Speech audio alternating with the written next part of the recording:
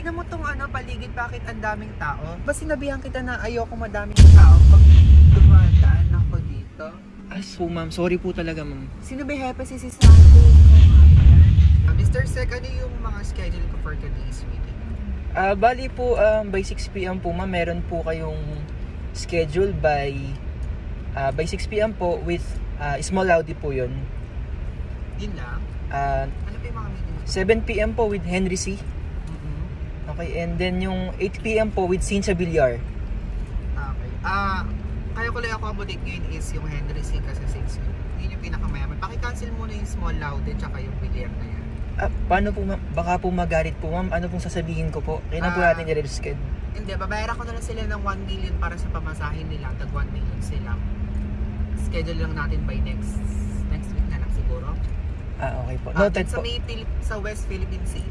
Okay po. Okay. So West Philippine Sea po kayo mag-meeting? Yes, 12 midnight. Okay po. Okay, thank you. Thank you po, thank you. Ma'am, mag-ready na po ba tayo for lunch? Yes. Ano ba yung mga available na lunch? Yung usual po ba ma'am? Yung mga gusto nyo po? Or may request po kayo? Actually, may request akong konti. Gusto ko sana yung water.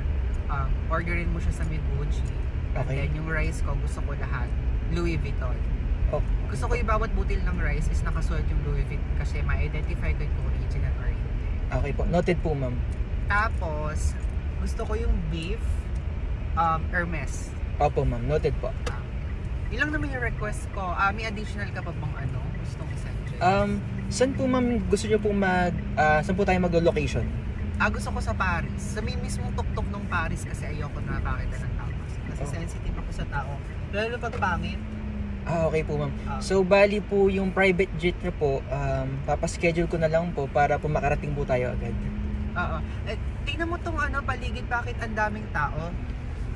Bakit ganyan? Di ba sinabihan kita na ayoko madaming tao pag dumadaan ako dito? Sorry po ma'am, na late notice po ma'am. Sorry po talaga ma'am. Sino ba hepe si Sandy ko nga yan? Kasi sinabihan ko ayoko nakita lalo pag pangit. Ako dito na po tayo. Anong red carpet? Masyado mong masipit dito. Nakakatamad maglakad. Pwedeng pakidala ako dun sa may loob ng SM. Tara. Sige ma'am. Nakatamad ako eh. Kasi mapapagod ako eh. Alam mo, sabihin yung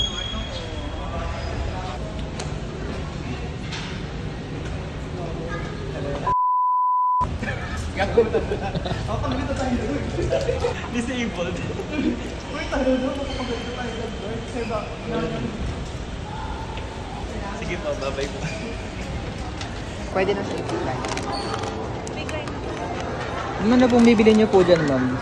All of the above. Talaga. Ang daya mong tanong kay ate, di ka naman ata bibili eh. At sa tanong, window shopping nga, di ba? Yung strategy. At least mo mayaman, di ba? Fine ate yung fine ha. Paano ba yung fine? Fine. I'm fine. Kasi, mo, coffee lover tayo. Oh, wait.